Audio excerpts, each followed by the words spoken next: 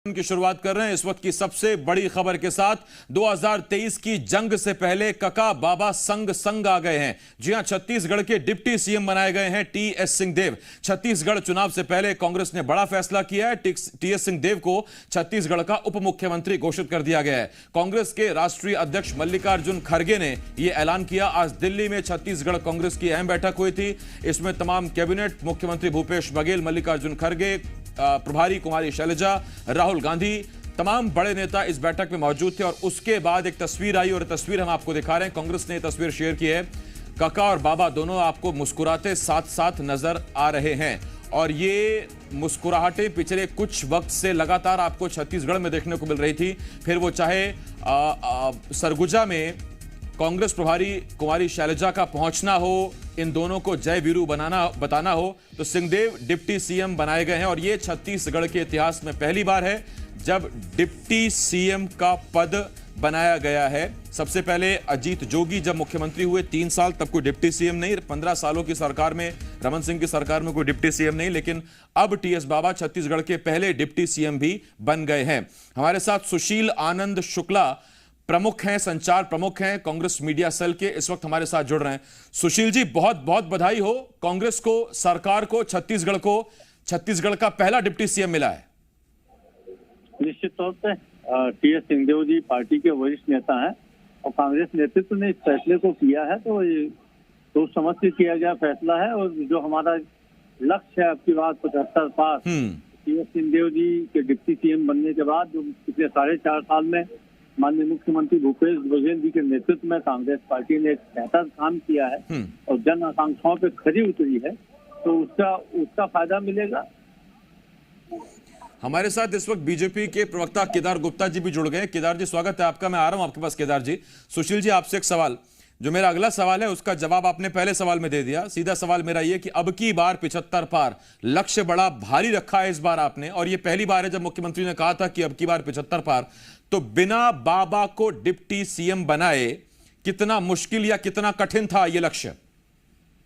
देखिए, ऐसा है कि पार्टी समय समय पे हर कार्यकर्ता की जिम्मेदारी सुनिश्चित करती है। टीएस सिंहदेव जी पार्टी के वरिष्ठ कार्यकर्ता हैं, निश्चित तौर पे उनको जिम्मेदारी देने से पार्टी को लाभ मिलेगा। वैसे भी वो मंत्री के रूप में काम कर ही रहे थे और पार्टी सामंजस्य बनाने के लिए इस प्रकार का निर्णय लेती है और किस कार्यकर्ता को कब कैसी है।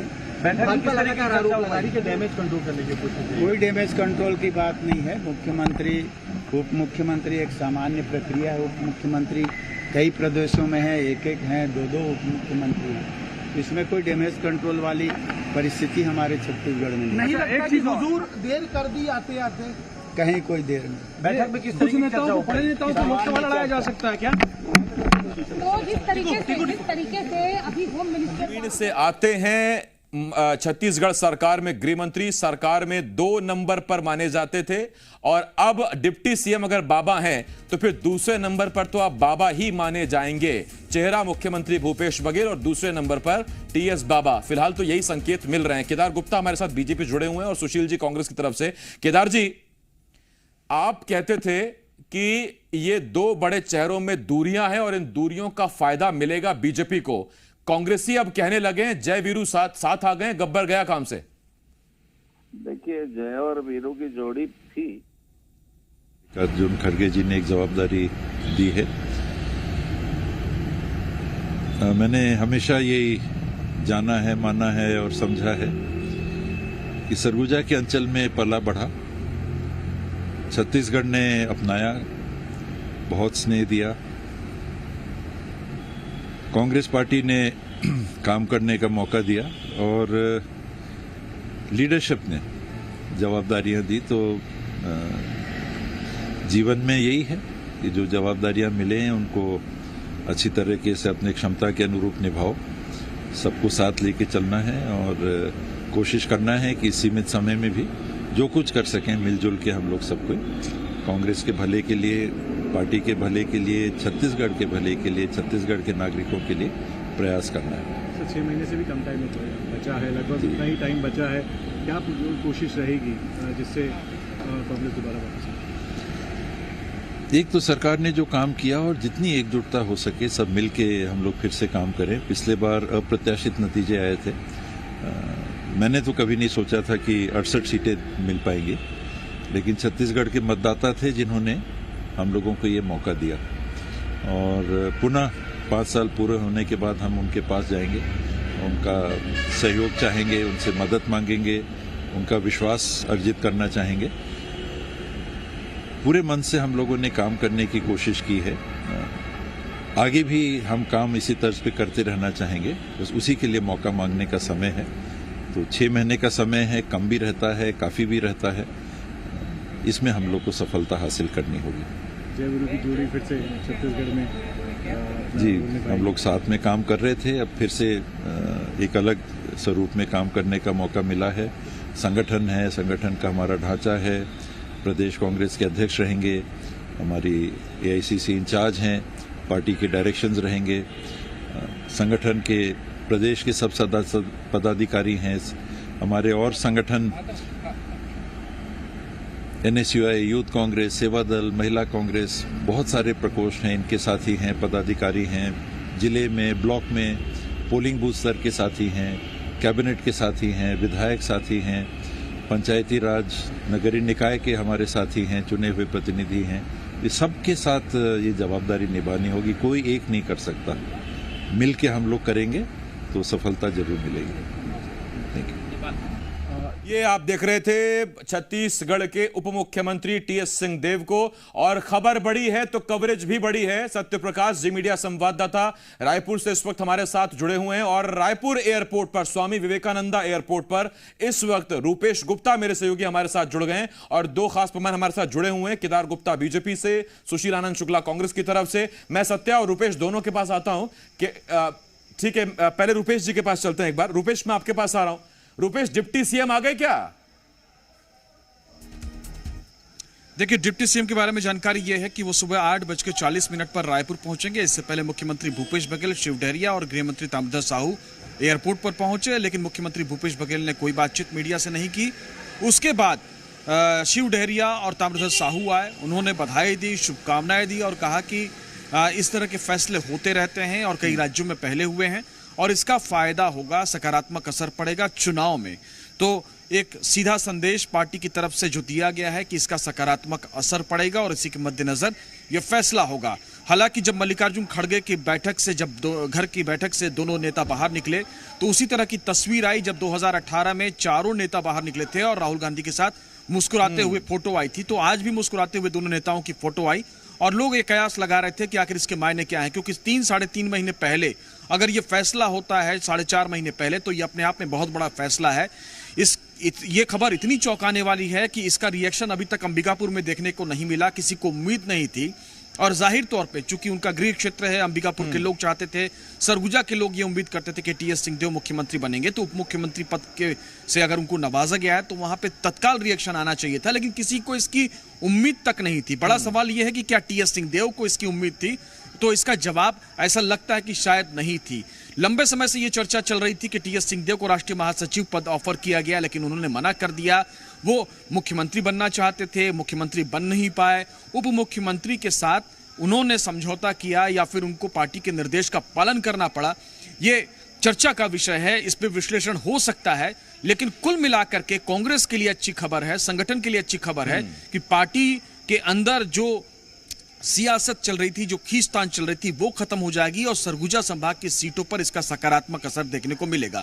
लेकिन बड़ा सवाल यह है कि जब टिकट वितरण होंगे तो टिकट वितरण में किसकी क्या भूमिका रहेगी, क्योंकि माना यह जा रहा है कि यह जो फैसला किया गया है, जो टीएस सिंहदेव का वजन बढ़ाया गया है, उसको सबसे ज्यादा जो फायदा होगा, काम दिखाने का जितना मौका नहीं मिलेगा उससे ज्यादा फायदा और मौका उनको मिलेगा जब टिकट के बंटवारे होंगे। क्योंकि आमतौर पर होता बहुत दूर की बात है, लेकिन वर्तमान में तो फिलहाल अभी रुपेश यही है कि जितना दुर्ग के लोग अब तक प्रतिनिधित्व को लेकर भाग्यशाली थे कि मुख्यमंत्री हैं, 2 मंत्री हैं, अब कम से कम अमरजीत भगत के होने से और बाबा के डिप्टी सीएम होने से अब सरगुजा, वो लुंड्रा हो, सीतापुर हो, वो अंबिकापुर हो, अब वहां के लोगों का भी दबाव बढ़ा है और बस्तर पर तो वो प्रभाव है ही। मैं रुपेश आपके पास आ रहा हूं, केदार गुप्ता हमारे साथ बीजेपी से हैं।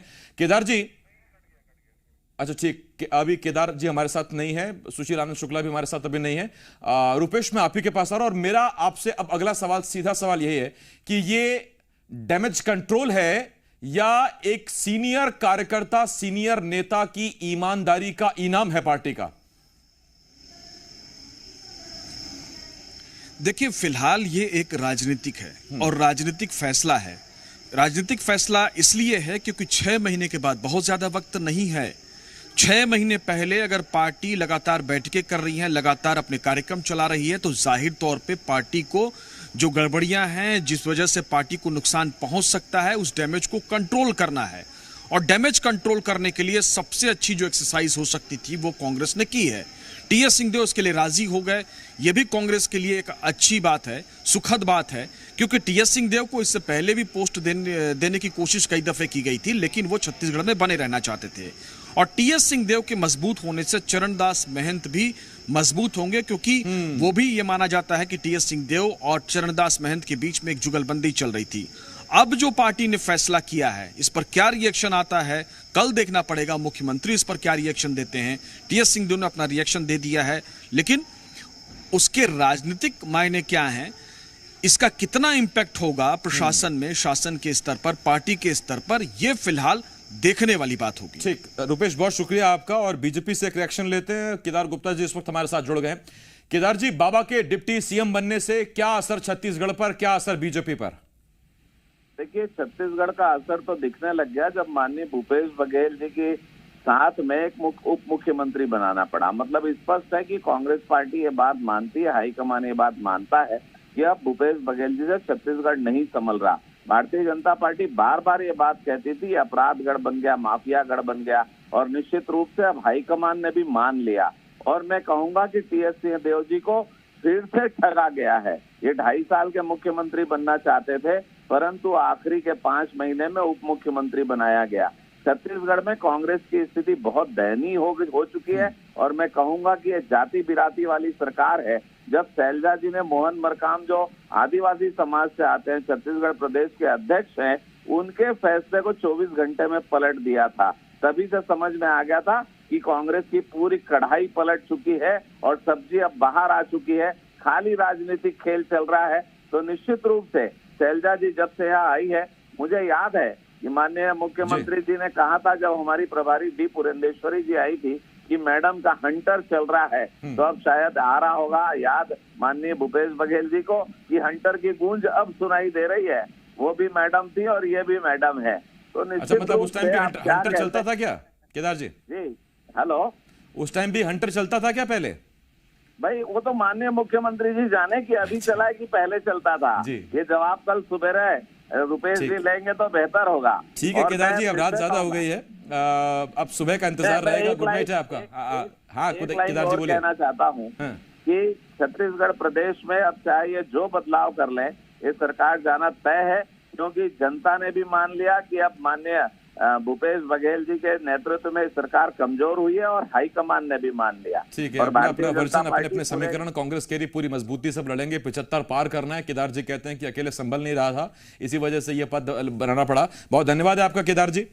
केदार गुप्ता जी इस वक्त बीजेपी से हमारे साथ जुड़े हुए थे, और अब से कुछ देर पहले आपने सुना सुशील आनंद शुक्ला को। वो कह रहे हैं कि छत्तीसगढ़ की कांग्रेस, छत्तीसगढ़ की जनता इससे बहुत खुश है, और अब जय वीरू मिल के सियासत के शोले भड़काएंगे, कांग्रेस को जीत दिलाएंगे।